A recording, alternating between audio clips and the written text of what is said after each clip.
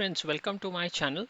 I wish you a very happy new year. And before we move to the predictions for January 23, let us quickly look at how this year is going to pan out for you. Now, in any kind of a annual prediction, only three transit matters, that of Jupiter, Saturn, and those of nodes, which is Rahu and Ketu.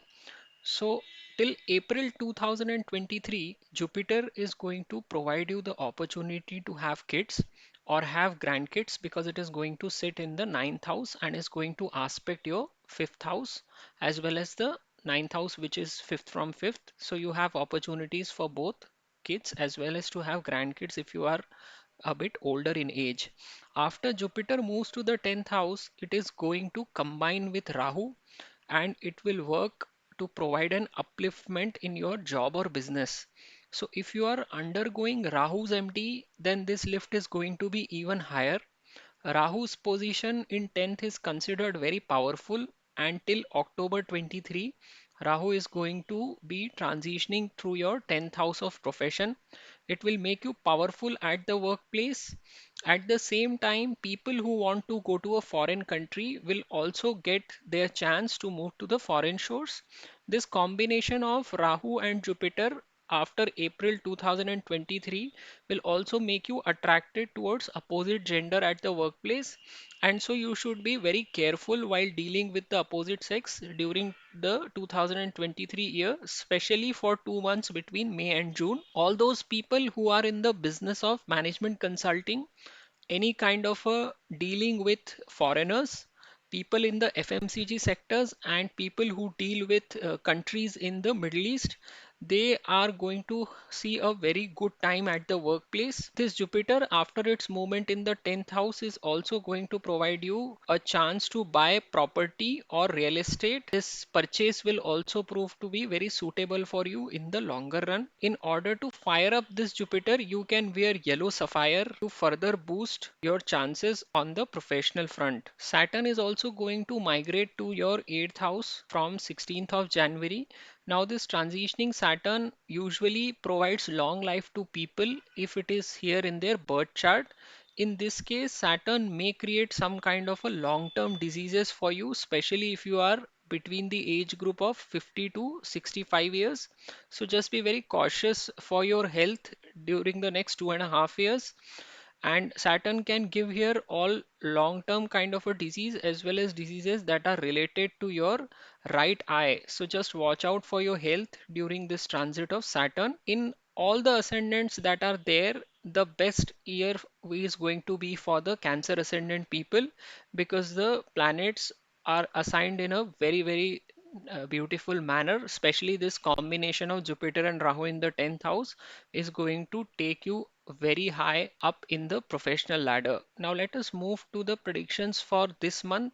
In January 23, the combination of Venus and Saturn in the 7th house is making this month a very romantic month, and there are different planets that are contributing into this. First of all, Mars is aspecting its own house, which is the fifth house, and it is also the house of romance. Venus, which is the planet of attraction, is sitting in the seventh house, and seventh house, as you know, denotes your opposite gender or your partner or spouse. So the best time for romance in the month of January are 8th January, 18th January, and then at the end of the month, 29th, 30th, and 31st January. If you are married, then also January is a very good time for you. With 21st and 22nd January, the best time that is going to be for you in this month as far as romance or relationship with your spouse or partner is concerned. People in speculation are also going to find this month very favorable because they are also going to get the ninth aspect of Jupiter on the fifth house. The best time to make money in the speculatory market is between 3rd and 4th of January and 30th and 31st of January. Since Jupiter is a significator of money and shows money flow, so this is a exceptionally good time to make some moolah in the stock market. As I have said earlier, Rahu in the 10th house will help you to stamp your authority at the workplace, and this Rahu is certainly going to take you very high in the professional life in the year 2023. Cancer ascendant people, anyways, are natural leaders, and this Rahu will help them to stamp their leadership on their organization or community even further. Mars is going to continue to transit through the 11th house and it is going to see its own house. So students are going to have a very good time in January, especially on 3rd and 4th of January and 30th and 31st of January. So if they happen to appear for any kind of a competitive exam, then also they are going to see a lot of positive results for them in the month of January. Jupiter in the ninth house will continue to aspect the ascendant along with aspecting the fifth house. And as I have said earlier, this Jupiter will help you to plan for your kids or for your grandkids.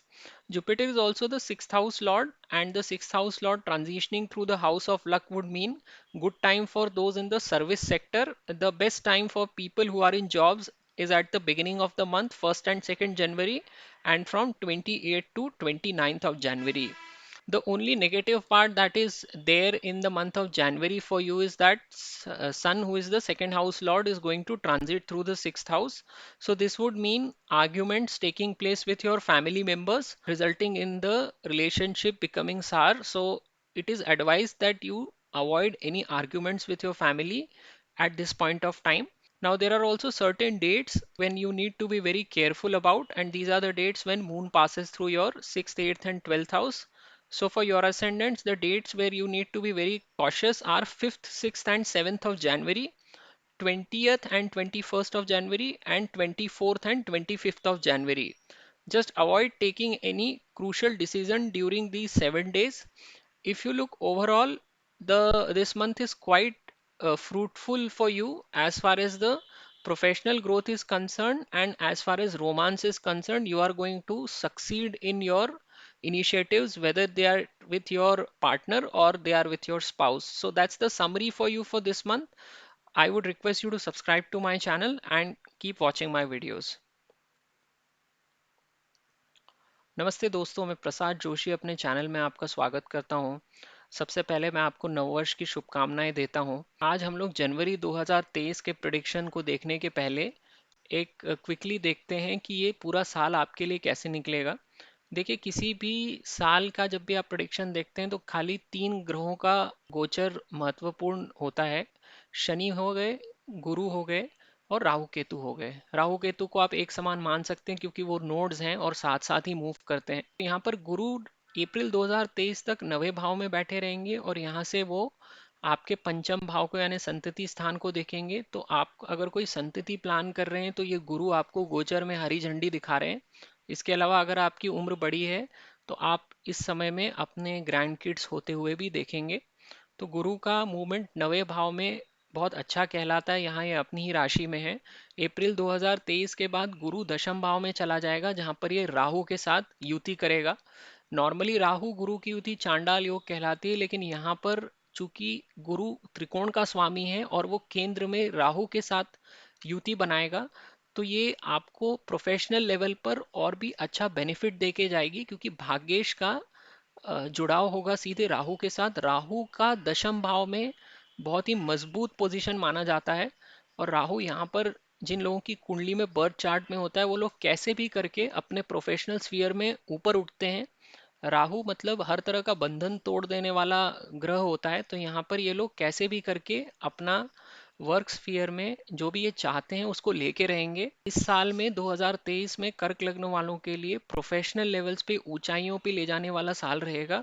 और जब तक राहु यहाँ बैठा हुआ है अक्टूबर 2023 तक, आप लोग देखेंगे कि आपका आपके वर्क प्लेस पे अथॉरिटी बढ़ता रहेगा। लोग आपसे डरते घूमते रहेंगे यहाँ वहाँ।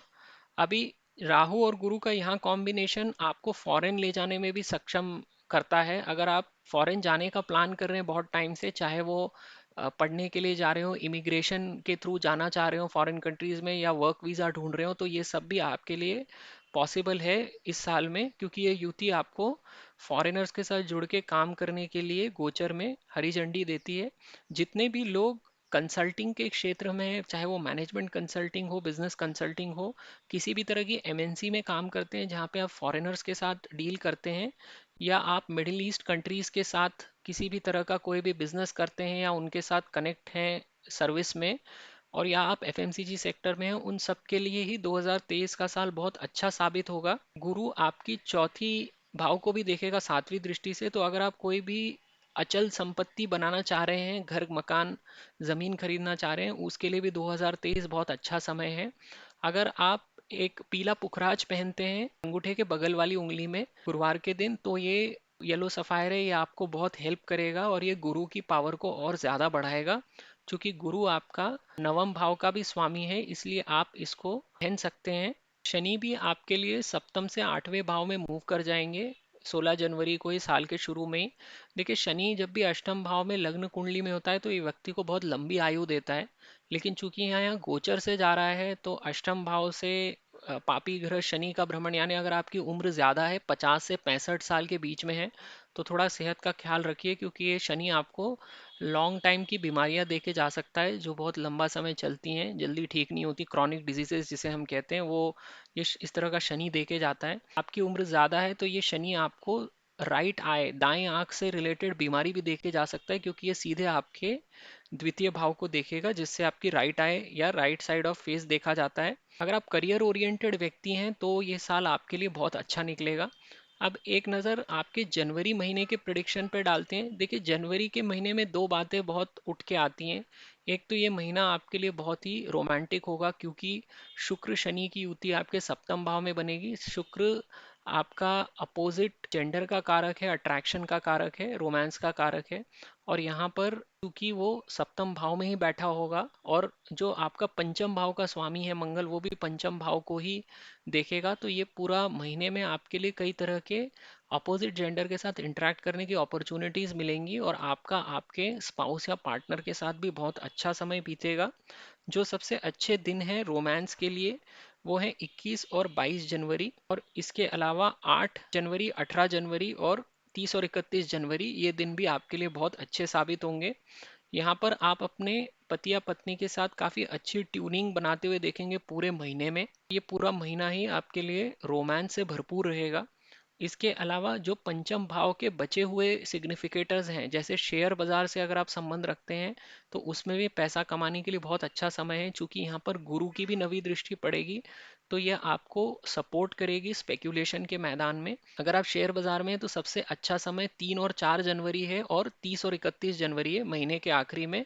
और यहाँ पे आप जनवरी के महीने में काफ़ी पैसा कमा सकते हैं, इसकी ये संभावना कुंडली में बनती है।